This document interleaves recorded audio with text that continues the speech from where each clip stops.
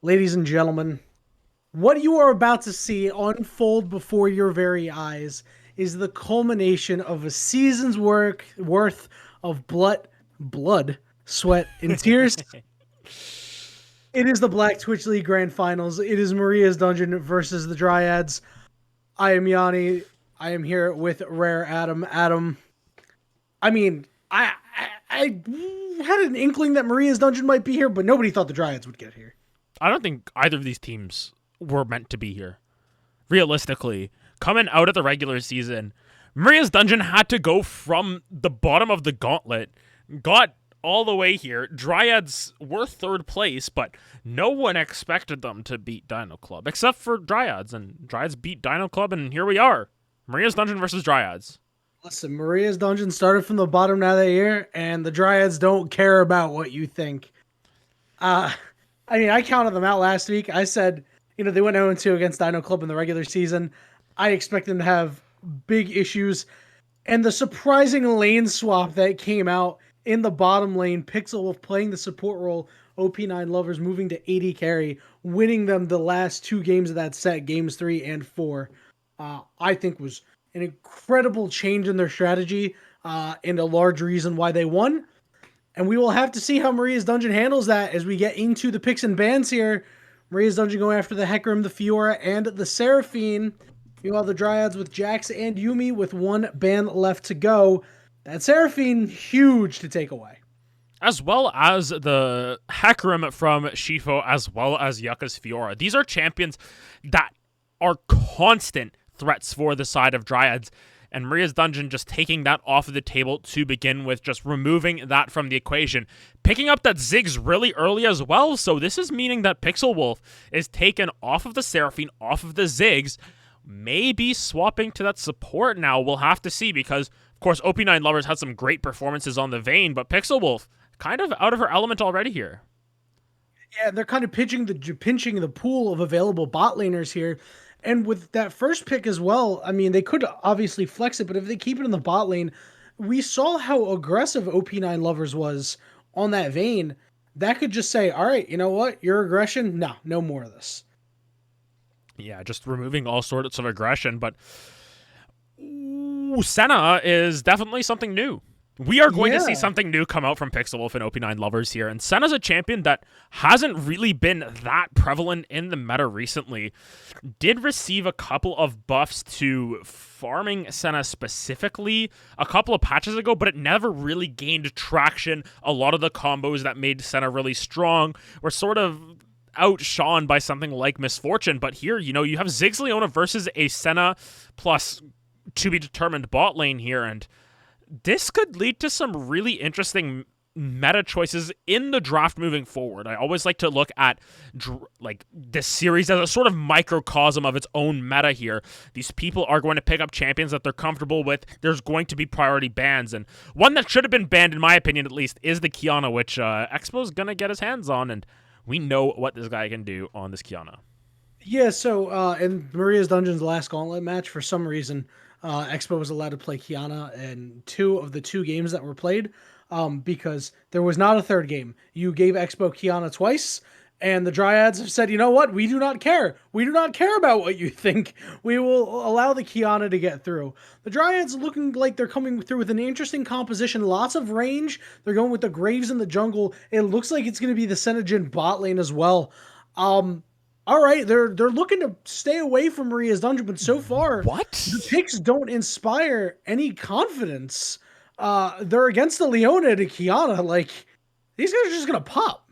I'm actually kind of a fan of this lane because Senna matches up quite well into Leona. The main thing about Leona is when she's casting her Zenith Blade, you know exactly where to toss your root. It's really straightforward, and it gives you a lot of ease to kite out.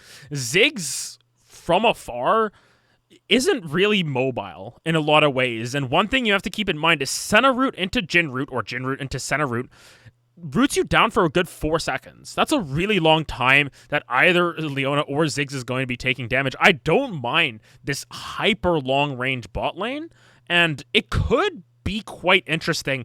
This is also considering the fact that Pixel Wolf not getting any of those champions that they're really comfortable on, and obviously defaulting off to the Senna, but I'm still curious to see how this works out. Yeah, interesting thing about the Ziggs pick as well is you're able to put down the minefield, right? Because Jin Senna, while they do have a lot of range, the only range that they really have is in their CC abilities. Other than that, they're gonna have to walk forward a lot. They don't have any movement abilities. I mean, like, I guess you could count Senna's Shroud as a movement ability. You don't get a whole lot of movement speed out of that, though. So they're gonna have to walk forward if they want to aggress onto the Ziggs. They just get to throw down the minefield, and you cut down on a lot of their you increase, I'm sorry, their travel time to actually get to you, and it can be incredibly problematic. Second half of the picks and bans here, the Dryads opted into getting rid of Vel'Koz and Kog'Maw. Kog'Maw, a favorite of Sweetie Pie, that off the table. Maria's Dungeon getting rid of the Nocturne and the Camille. And the first pick for the Dryads in the second half is that Wukong. And let me tell you something. It's an interesting pick away from Fishing Frenzy here. It seems like that's the champion that they really enjoy playing. And both of these teams at full strength for today's game, which is nice. So they're taking away a favorite of the top laner from Maria's Dungeon. Yeah, and the reply here from Sweetie Pie is to join the glorious evolution. Of course, I've only watched episode 4 of Arcane. Yes, drop all the hate you want in chat, but what I have heard, without any spoilers, is that Victor is everyone's favorite character after 6 episodes, so we will find out why, and maybe that's the reason why Sweetie Pie is picking it up. But obviously, the Kog'Maw Vel'Koz banned away. They really wanted to take those super comfort picks, the super artillery mages, away from Sweetie Pie. But the Victor pickup here, I appreciate it because it provides you a lot of magic damage. The main issue that I see here from Rare's Dungeon, though, is with that Cho'Gath last pick, you got a lot of magic damage, and Expo is going to be carrying the brunt of that AD. In that sense, the onus is going to be on Expo to get fed and to force them to build some sort of armor. Yeah, and if there's anybody I want to rely on to get fed and make plays happen, it has to be Expo. I don't know anybody else who you would want to put the ball in their hands and say, all right, it's all you, make some plays happen. Victor Cho'Gath, the last 2 picks, as we talked about, to be honest, if Victor wasn't already your favorite character in Arcane, you were probably doing it wrong anyway. He was already a great character from the start. That's beside the point.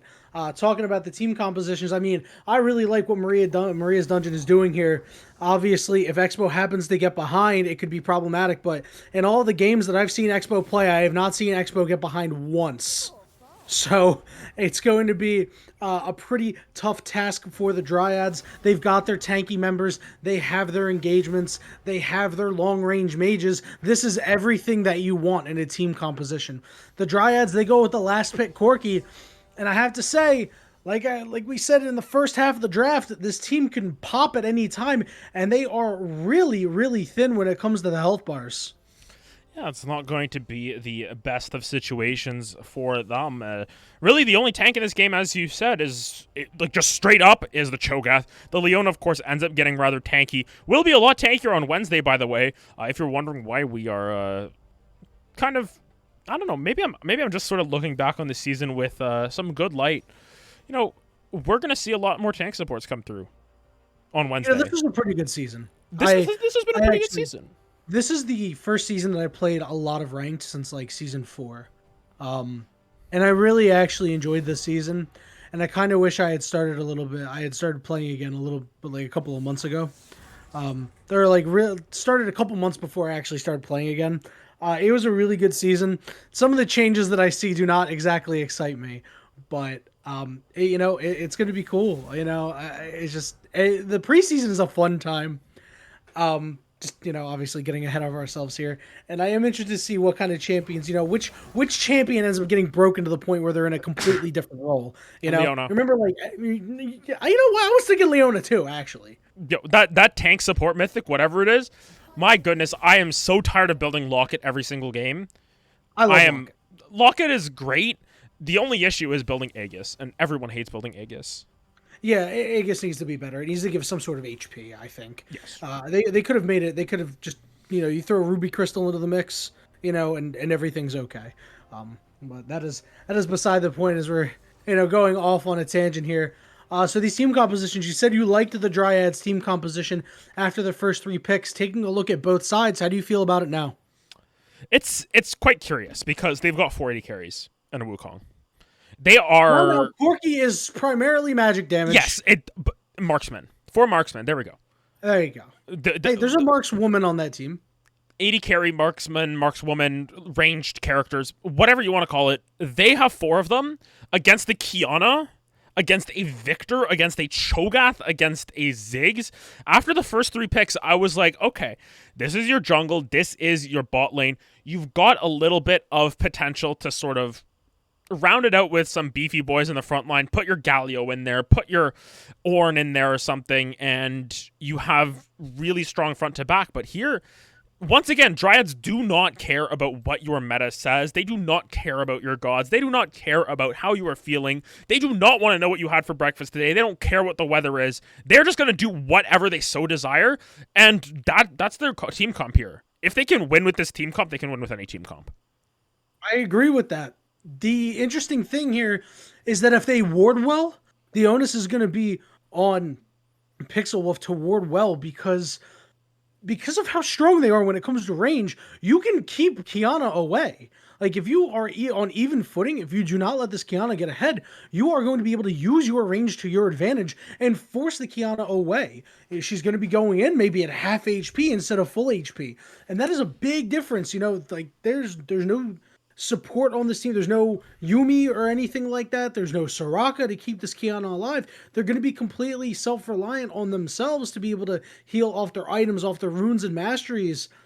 And if the Dryads kind of slow play it here, I don't hate their composition. The problem is if you slow play it, on the other side you have to deal with a Ziggs and a Victor. It feels very difficult for the Dryads to kind of say, yeah, we want to go to the late game.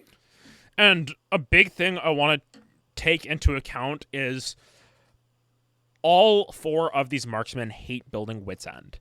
And that's something you keep in mind. You know, you do have to worry about that magic damage, but Merc Treads isn't going to be able to keep you alive from a Victor, Ziggs, Cho'Gath. That's a lot of magic damage you have to keep in mind. If Leona goes for something like an Abyssal Mask, that's even more damage you have to deal with coming from those 3 characters. So I'm really curious to see what the itemization choices are, because if I see a Maw on Senna, I'm not going to be happy. I'll just put it out there. No Maw on Senna, please. No Maw on anyone, really. That item sucks. What about Edge of Night? Edge of Night doesn't even give you magic resist anymore. It doesn't matter. It gives you the spell shield. Yeah, you get to stop. A spell shield is the best magic resistance. You get hit by a Victor laser, it doesn't deal any damage. And then the Aftershock hits you and you get hit for 700 damage. But we'll find out. We'll see how this works out. You want to get hit by 1,400 or 700 damage, you know, but... our spell shield just got popped by that Victor laser, so we are going to step away for a couple of seconds to let that regenerate, but do not go anywhere. When we come back, we will get into all the action of Game 1 of the Black Twitch League Grand Finals between Maria's Dungeon and the Dryads.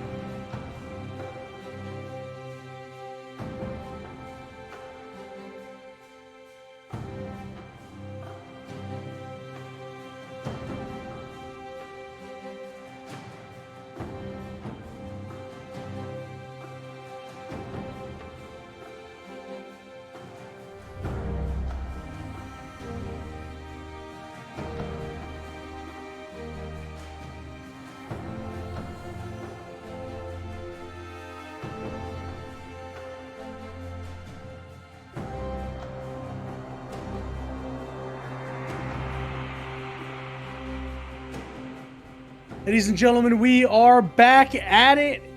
It is game 1 of the Black Twitch League Grand Finals. Maria's Dungeon versus the Dryads. Maria's Dungeon, they are on the blue side for the first game. The Dryads, they will be on the red side. We don't really talk about it so much, but I mean, I know that you're excited, but like, you guys think that we're excited? We're more excited than that. Yeah, we may not sound as excited as meets the ear, but it's more so because, you know, we're saving it. We gotta save the energy. I'm excited to see how excited I'm gonna get. Exactly. And the thing is, like, there's so many fan favorites in these games, like across both teams.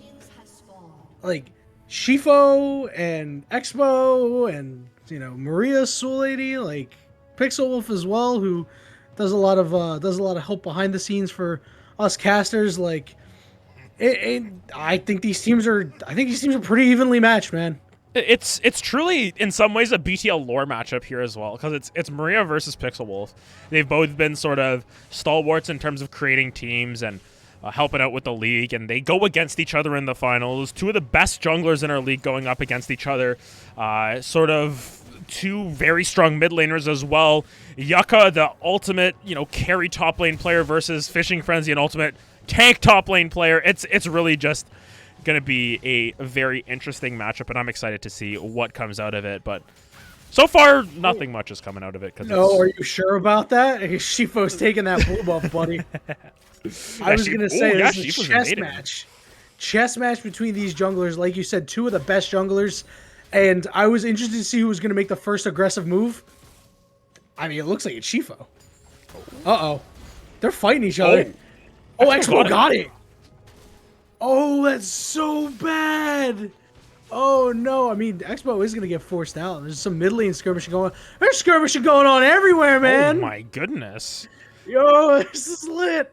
Yeah, these top laners are trading so aggressively. Shifo's still dealing with Expo in here, but Sweetie Pie's here as well. Yeah, he's going to be able to force Expo out, but now he's going to deal with Sweetie Pie. Only a level 2 Victor, so it shouldn't be that bad to deal with. Shifo still has the red buff. Is going to use that quick draw expertly. Yeah, but one thing to note is Expo also got that big wolf. Shifo got one of the small wolves off of that entire invade, whereas Expo basically just got leashed 2 complete camps. But bot side, here we go. Yeah, 2v2 going right at each other, and that snare, that long CC you were talking about, keeping Maria out of that fight. You know, aside from the first engagement, and you can see that it's just inches on those health bar, centimeters even, separating these two squads in the bot lane. Centimeters, of course, for the real Teemos. The real users of metric systems, you know, me. And that's it, basically. But regardless, Expo's moving top. Relax. Expo is walking through that ward. Yucca's got nowhere to go, and Expo's going to dive, and Expo's going to get first blood. We were making bets before the game started. The over-under for kills on Expo, I set the line at 13.5. You said you went under, right? I was still deciding. I think I'll go over on 13.5. I wasn't going to go over on 20, though. Now the line's going to change as Shifo is going to pick one up in the bot lane. A pretty excellent gank. And again, the power of the snares out of this bot lane. We talked about it in the pregame, and you see it right there.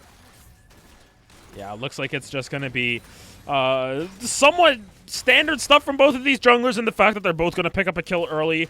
Of course, a little bit of the XP advantage over to Expo right now, as the name suggests, getting a little bit more off of that top side of the map. I also wanted to talk about the Predator Kiana coming through. It has been a couple of weeks since we last... Well, I have the overlay swapped. That is, I just realized that.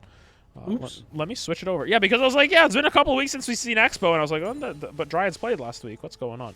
But yes, it is a couple of weeks since we saw Expo, and a couple of weeks since the Predator buff. So this is something that is a little bit newer, but Predator is really strong for junglers right now, really strong on mid laners as well. So good at roaming around the map, gives you so much extra damage. But top side, who cares? Conqueror's just king up here.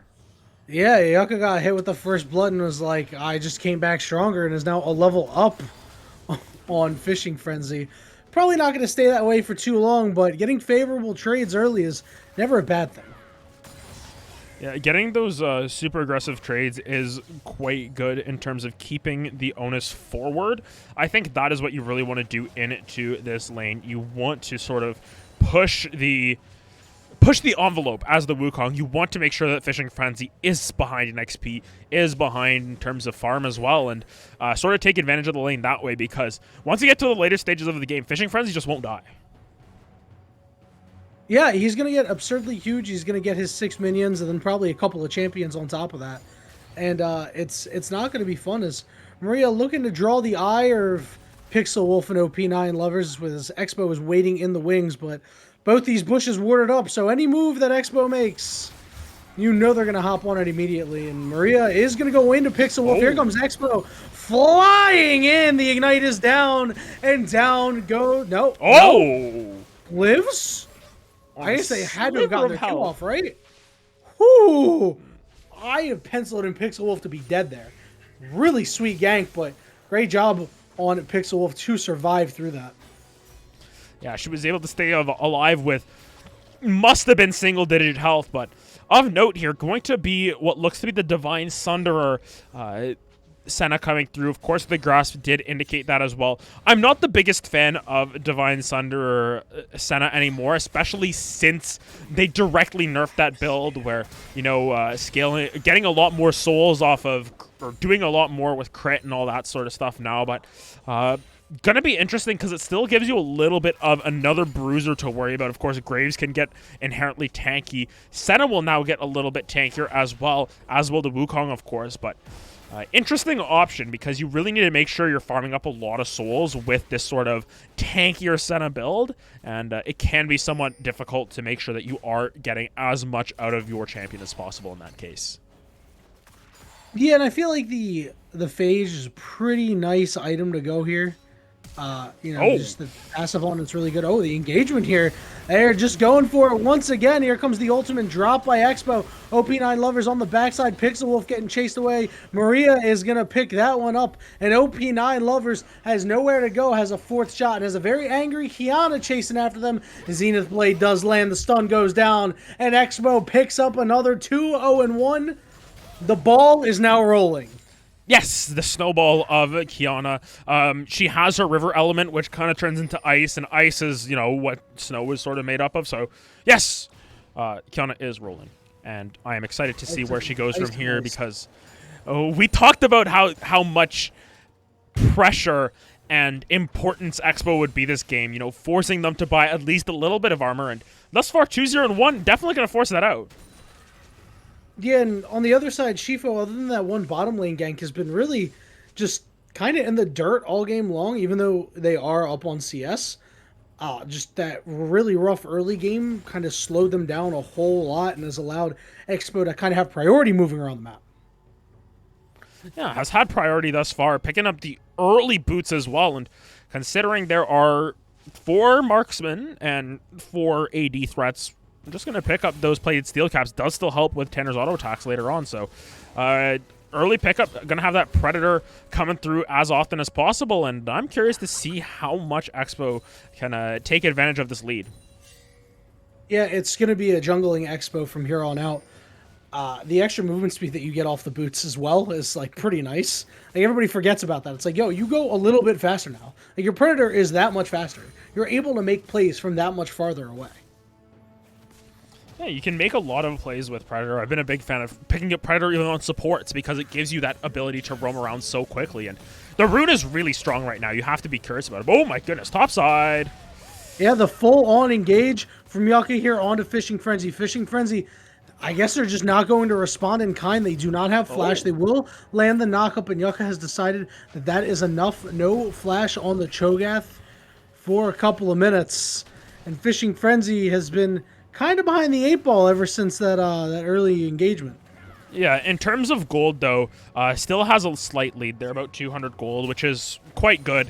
Of course, at this point, Fishing Frenzy just wants to sort of park the bus, chill out in that lane, wait for things to happen around the map to give the pressure that they need to push in that lane to have Wukong teleport elsewhere. But bot lane, ooh. Oh, that ultimate will just barely miss the Ziggs ultimate as well, dealing quite a bit of damage, and Pixel Wolf is going to have to walk it out, but is up against the wall. Will try to drop the ultimate, but will not get the shielding, and Expo 3-0-1 on a killing spree, and now in the mid lane, Tanner and Sweetie Pie going at it, but Shifo is coming in to bring some assistance. Yucca's got no mana and could be caught out in no man's land as Fishing Frenzy looking to drop the auto attacks, but has realized, hey, you don't have any mana. That's not the fake one, and he's going to chomp away. We got Monkey for dinner tonight. That is the first kill of the game for Fishing Frenzy, and right now, Maria's Dungeon looking strong. And I mean, I'm pretty sure the reason how Ebola started was because someone ate Monkey, so don't actually do that, but bot lane, ooh! I didn't know that was that kind of stream. Reeve is going to take all of the gold, take out that first turret in the bottom lane. Will burn their flash for it, but I say worth. Yeah, I think it's worth it in the end. They did burn that flash, but first tower already going down, and Maria's Dungeon sort of flexing their muscles a little bit here. Already up about 3,000 gold at the 11.5-minute mark. This is looking really good for them. Yeah, you have to wonder, you know, they have to, the Dryads, they have to stop the bleeding at this point, right? Like, their comp is going to get out, they're not going to get to the point where they're able to scale into the game. They're already so far behind. I mean, it's 2,500 gold, which doesn't sound like a whole lot, but it really is at this point in the game because there's no mythics on their side, and now you've seen the first mythic coming out from Reeve is going to get that Leandri's Anguish. Yeah, you're going to pick up a Leandri's really early here. Actually, first mythic of the game, which is a little surprising considering, you know, they're behind in CS. They died once as well. You know, not having it's really expensive. The game. It also is very expensive, but just based off of that tower getting all of those plates, that means you can afford a mythic and good for Reeve to sort of push that envelope, looking at the gold difference between them. It's 1,300 gold. That's a massive gold difference despite their scores being similar. Yeah, that's you know, half of the game overall gold. I assume the rest of it's on Expo versus Shifo. Although Shifo has, you know, begin to CS very well. It's only 300 gold than you think. Yeah, the rest of that gold difference is on the top lane after that solo kill, of course, for Fishing Frenzy, as well as in the support position. So, you know, all things considered, in the mid lane even for the Corki, has picked up a 500 gold lead, and that's a lot based off of starting that call, getting to 100 CS first, and getting a little bit more bang for their buck on Sweetie Pie. But mid lane, Sweetie Pie might be in trouble. The Arcane Gamer, can you find a way out? Trying to deal as much damage as possible as Shifo, but the stun is going to go out. Predator? Maria in the area. Here comes Expo. Head of steam. The stun goes down. They're going to find one. They're going to find two. And the turret goes down in the top lane. They drop the Rift Herald. They give the gold to the Ziggs. They come mid. They pick up 2 kills. Maria's Dungeon is everywhere right now. Yep, Brazil v Germany out here once again. 7-1. Going to be another tower taken as well, and 3-0. That's a famous Hillary Clinton tweet as well. So, you know, all the memes coming out here in favor of Maria's Dungeon. And it is... Top inner has gone to Ziggs. Yes. It's ridiculous. They're so far ahead right now. Oh my god, it's insane. How much gold does Ziggs have? Huh! A lot. 2,600 gold lead. They literally doubled. Reeve literally doubled the gold total that we were just talking about a few moments ago. Yeah, and as plates fall there, I believe that ends up being a total of 12 plates picked up for the side of Maria's Dungeon here. They have taken this early game by storm. I'm curious to see how they do for the rest of this game, though, because in terms of scaling, Kiana does tend to fall off just a little bit. On the flip side, though, you have 4 marksmen. They will scale. Really, your only non-scaling threat is Wukong, but even then, you know, Yucca at that point is just meant to be a CC bot, but still very curious because there is still a lot of time in this game for Expo to sort of just one-shot people, and a lot of time for Sweetie Pie to chunk out Tanner. Yeah, Sweetie Pie just picked up that Leandri's. Tanner's going to Valkyrie in, and he is going to die. It's a 6th kill for Expo, 6 of the team's 8. And you talked about Kiana falls off later, but does Kiana really fall off against 4 squishy targets? She won't fall off if she's so far ahead that she just has 3 items over them or something at that point. You can see. Finish that Yomu's Oh my almost has God. enough to pick up another Warhammer as well to work towards potentially the Duskblade or Prowler's Claw, whichever they so desire. Another tower going over, and it's just so much gold being put on the Ziggs. Might be building towards a Rabadons here, and I would laugh if we see the Rabadons before a Jin Mythic. Bro, I'm laughing right now. Reeve is taking out 4 turrets. That's a great catch there from Shifo, but Expo, they bite off a little bit more than he could chew. Will get snared out. Here comes the curtain call. Is Maria going to be able to body block? Maria just sitting there, parking it out, and it looks like that will be it for the fight. No kills there, but Shifo down a flash, and Expo still has theirs. Yep, and really good job from Maria to just sort of stand in front, do her best impression of what Leona should do with at least one side of it. Of course, never understood why she had a sword if she does no damage, but regardless, her shield sort of standing true. Might be cosplaying Braum a little bit there with those blocking, but all things considered, Maria's dungeon still just all gas, no brakes. They've got so much control over the enemy jungle, their own jungle.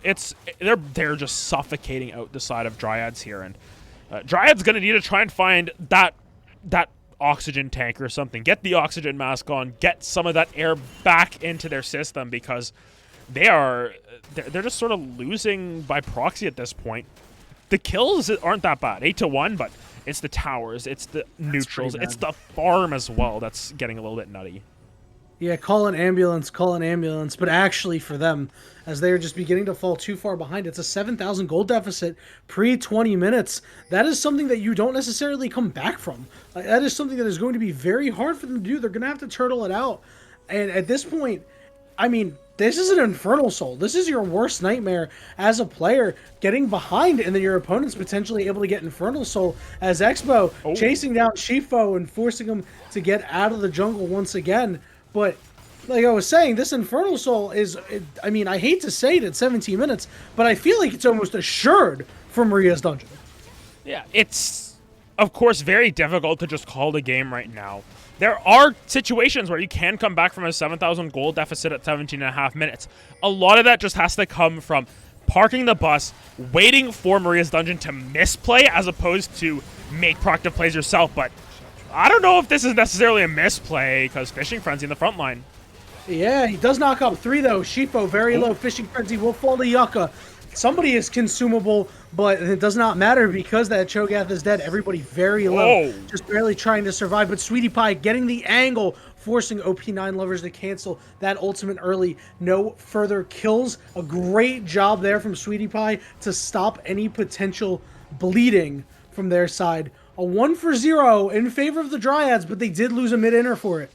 They lose the mid-inner, but I think at this point in the game, picking up that kill is, you know, at least a little bit more momentum. It goes into the Wukong's hands, means that they can potentially build towards that second item a little bit quicker. Does that end up changing the course of the game? Not necessarily, but if you continue to find picks like that, and Fishing Frenzy there really did make the mistake of kind of being a little bit too far up, you can keep capitalizing off of those sorts of plays and building a lead from there. Yeah, it was a bit of poor timing. They didn't really recognize when the Corki package was going to fall off. So Corki was able to just split the gap between his team, and it's like, all right, well, you guys are, the rest of y'all are pretty squishy. If you want to walk up, go for it. Speaking of walking up, Pixel Wolf walks up into the wrong neighborhood, and the Shroud is up. The root is down, but it will not matter. Expo strikes true once again. A 2-item jungler at 19 minutes. 7 kills. That over-under is looking pretty, you know, I told you that line at 13.5 was a good line. The main thing about the over-under is that I don't know if the game's going to go long enough for Expo to get to 13 kills at this point. This is true. And that's a real situation, because if you're Pixel Wolf there, your jungle is not yours. If you're the entire side of Dryads, your jungle is not yours. You're losing all these towers. Ziggs is taking out every single turret this game. And the gold lead jumps up once again, now 8,500. They're going to be picking up an Infernal Soul heal here. And, you know, if you were the 4 marksman comp, picking up this 80K, or this Infernal Soul, it would be one thing. But if you're losing the Infernal Soul, it's even worse. It's sort of the best and worst soul to have this game. Expo whiffing the ultimate, will opt to back off after popping the shield bow of Tanner. Ooh. Tanner taking a laser to the face. But we'll be able to walk out of there. The Dragon going the way of Maria's Dungeon, not entirely unexpected. At the 20-minute mark, they have a commanding lead. The Baron now available for them, so that is an option that they have to take. And they can always just wait it out for the next Dragon. And you even see on the way on the other side of the map, Fishing Frenzy doing what he can to keep Shifo from farming anybody's jungle. I think Shifo might be in trouble here. He's going to hit the blast plant. Shifo's getting corralled. Oh, no. Oh, no. Oh, is Shifo going to get the fancy feet out of there? Expo is in hot pursuit. I don't think the Predator is up. It's going to be up short. Oh, my God. That ultimate from Reeve does so much damage. Sweetie Pie? Shifo going to be able to get out. Sweetie Pie on the other side. You're going to get the blast plane away, but it will not matter. Expo picks up the 8th kill of the game, and all 5 members had a hand in that one. Everybody wants to be Shifo's enemy today. Yes. That is unfortunate for Shifo. Just caught on the wrong side of the map and sort of lost in that play. Got lost. 5 more kills. 5, yeah, 5 5 more kills. kills for the line here. 6 more kills for the line, actually. Well, to go over, you said over, but that was after the first kill. So the line changes after that happens. You know that, right? Like, it's probably gonna go up like because it was an early game kill and the first kill probably goes up 2 more. In which case, I'll take under then. There we go. Yeah. If it goes up 2 more, that would put it at 15.5. So that would put Expo at 16. You know, and I mean, yeah, that is a little bit ridiculous, but you know, that's what happens. I do this for a profession. I don't make the odds, but I know a lot now. You know, I know more than I used to know. So. And then next game we can just put the line at something ridiculous like, I don't know, 19.5, and we'll see what happens there. Okay, that's a little absurd. Listen. You take the under. You take the under all the time because it's value. Yes. So sometimes you gotta go with the value bets. As Shifo 3 levels up on Maria, but barely tickles her.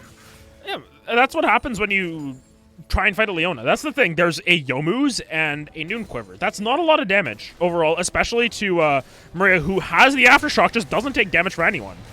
She's starting to take damage now. No. Tanner's splitting the gap between 2. Maria very low and will go down. Shifo manages to find a way out of there. And now Sweetie Pie getting engaged on by 3 members of the Dryads, and they will find another kill. However, the damage from Expo is way too strong. It's a 4v3 in the favor of the Dryads. But if they get caught here, this could be problematic. Expo running forward, trying to make a play, gets knocked up, gets rooted, and it looks like the Dryads will be able to disengage. They are able to take a 2-for-1 there, but they are still unable to get any control of the map. Yeah, they get 2 kills, but it's 2 kills on members that don't really matter. Because, realistically, while Reeve has been able to pick up all of these towers everywhere, hasn't accumulated a bounty somehow, despite the gold difference between the 280 carries being... Oh my goodness. Almost 4,000 gold? Am I reading that correctly? Yes, you are. But meanwhile, that's kind of weird that Reeve doesn't have a bounty, to be honest with you. And then, I mean, on the flip side, though, there's also the 9-0-1 Expo who has that bounty, who still hasn't died. And you get the kill onto Victor, you get the kill as the bounty finally shows up on Reeve, onto Maria here, but those are priority targets because you need to get that shutdown. That's really what you need to get. But at this point, it's going to be so difficult to find that clutch kill because even then, you're only bringing yourself 1,000 gold closer.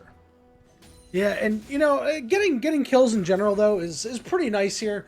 It does kind of stink that OP9 Lovers doesn't have anything on the board. Jin scales really well with kills. Most champions do, but him a little bit more so than others. But you know what? It's okay to go on anybody else on the team, to be honest. Pixel Wolf getting kills is totally fine because of Senna being the champion that she is, and Tanner getting one as well. I mean, you know, soon Corgi's going to hit that 3-item spike. And, all right, you know, things are going to look pretty good. You saw in that last fight. The damage was there. Yeah, the damage is there to be able to make plays, but it's more so just about doing damage to Expo, because that's where all the gold is, and 3 items now. Cyril does Grudge complete. I do not see a single bit of armor on anyone on the side of Dryads here. That is true damage that Expo's doing at this point. Listen, it's true damage, Kiana. What else can you say? And here comes, speaking of the Kiana, they're all against the wall. Oh! That's a 3-man stun. Shifo is low. OP9 Lovers is low. Reeve picks up one on the back line. Yucca trying to disrupt, but it will not matter. The shutdown goes to Corky, though. Sweetie Pie pushing forward. Curtains potentially for that, but OP9 Lovers is going to have to flash away. Tanner also having to run, but doesn't hit the blast plant. Maria puts herself not in the exact spot that she wanted, however. Fishing Frenzy chasing down Tanner. Mobies? Maria, the Moby Boots kicking in. The Flash, the Zenith Blade, the stun, Oh! the kill, the prediction out of Reeve to throw the bomb into the bush, and it is an ace. It is a 5-for-1 in favor of Maria's Dungeon. You might have lost Expo, but everybody else falls, and the dragon will be claimed by Maria's Dungeon. They will get the Infernal Soul. Yeah, and that was 2 kills picked up by Reeve there. Also, you know, just getting that snipe into the bush. You get your Infernal Soul now. You're sitting on a 10,000 gold lead. Yes, Kiana died, and yes, that's 1,000 gold going into Corky's pocket, but he had just finished his second item there. He was at a PowerPoint and picked up a Sheen and a couple long swords. That's not really going to mean that much in the short term, at least for the next couple of minutes. He still needs to wait for that full Essence Reaver in. With an Infernal Soul now to contest with, Expo got a bigger buff in terms of that damage than what Corky got off of dying, which is weird. Yeah, you know, sometimes it's just how the cookie crumbles in League of... Bro, what? Oh. Okay. Open Levers is dead. Oh, Oh Tanner's my god, dead. wait. No, Tanner's alive. The shield bow is strong. Is there Pixel Wolf dropping the Dawning Shadow, but it's not enough to kill Expo. And Expo, once again, popping a member of the Dryads. The forest is on fire, and the Dryads having a hard time trying to keep themselves alive. It's in fire because they got the Infernal Soul, you know? Yeah, and fire because it's actually a fire. It's fire. There's fire everywhere. There's smoke everywhere. Shifo's just sitting there drinking his coffee, being like, "This is fine." But it's the childish Gambino walking in with the pizza, or Donald Glover, I guess you would call him. yes, I haven't seen them in the same room, you know, but walking in with the pizzas, the room's on fire. You know, that was Tanner after killing Expo. It's like, hey guys, I brought the. Oh my god, what happened? yeah, what is going on? Why is Reeve at 3? We'll say 4 items because you know Magi's is an item. It is only at 9 stacks right now, but with how Reeve has been playing this game, which is to say very well, I expect that to go up a little bit. That's a Rabadon's now complete on Victor. You are hitting your power points that you would normally hit at like 37 minutes now on the side of Maria's Dungeon. They are well accelerated into their later stage of the game. The Leona has 2 full items as well. Like this is getting ridiculous. And if you're the side of Dryads, you need to find some miracle fight. You need to find an ace here. That's straight up what you need to do. You need to clear off those buffs. Maria's Dungeon has hit their power points, and they are ready to excel. Pixel Wolf taking half of their HP from one Ziggs bomb. Expo! No, oh my god, just outplaying. The damage is just too strong. Going deeper and deeper. They are so low. They have gone golden. Yucca, very low. No, it was the fake one. I apologize. I got juked. But Yucca falls anyway. Tanner trying to kite this one out. But the damage, they just don't have enough of it. More kills going the way of Maria's Dungeon. They've taken the mid inhibitor turret. They've taken the mid inhibitor. They have super minions. It's Shifo V4 right now, and I'm not sure if he's going to be able to do anything. He is backed up all the way to the fountain. The turrets are falling. Kiana looks like she's going to hit the under this game. The Nexus is exposed. Pixel Wolf in the fountain just trying to survive, fighting for their life in the fountain. Jin with the curtain call will be able to kill Sweetie Pie, but it's a 1-for-1 overall. Oh! 23 make it 24 kills for Maria's Dungeon. A 29-minute drubbing. And they take game 1. Just a great game coming up from Maria's Dungeon. They did everything up to snuff there. They were able to pick up exactly what they needed when they needed it, and exactly how they needed it in a lot of ways. And unfortunately for Dryads, they didn't have the answers. At least not for that Kiana, not for the Ziggs coming out from Reeve either. And they're going to have to go back to the drawing board and sort of rethink some of their strategy, because that was a really good victory coming out from Maria's Dungeon. Very clean. Yeah, this honestly looked like a non-competitive game, and that's really sad to see. There has to be some sort of draft adaptation here. This cannot be the main strategy of the Dryads. If this is the main strategy of the Dryads, I'm disappointed in them. They didn't deserve to be Dino Club at that point. They need to come out with an actual strategy, an actual team composition, because I hate to be so harsh on them, but that ain't it, Chief. The Chief is called. He said that ain't it. And it wasn't it in some ways. We saw a really good performance out of Dryads, and we need to see that again. I don't think this draft... I think they lost in draft. I think that's what I want to say here. Their draft was not what I expected. I think they can do a lot better, and I'm expecting to see them do a lot better in this upcoming game. It's kind of like when you pull out trickery, you know, in any sport, you know, maybe like a trick play or something like that. And it felt like that's what they wanted to come in with game one, play something a little bit different, maybe a little cheesy, to kind of get Maria's Dungeon off guard. But I mean, it just did not work here. And if you take a look at the damage charts, I don't know if you still have them pulled up at all. I mean, there's 22k damage coming out from Expo, almost 22k coming out from Reeve, and then barely 17k coming out from Tanner on the other side. The team leader, the only one over 10k damage. In fact, the only one over 9,000 damage for that matter. It just was in its entire damage gap, and things don't necessarily look good when a Leona is dealing more damage than a Senna. Yeah, it's just really unfortunate because it was an overall very strong game from Maria's Dungeon, but Dryads just need to pick it up a little bit. Yeah, they're going to have to go back and retool their draft and figure out a different strategy. And I hope that, like I said, I hope that wasn't their main strategy, but I believe we shall find out soon. We are going to cut away for a very short break as we are getting the lobby together. And when we come back, we will take you into the pro draft of Game 2 between Maria's Dungeon and the Dryads in the Black Twitch League Grand Finals.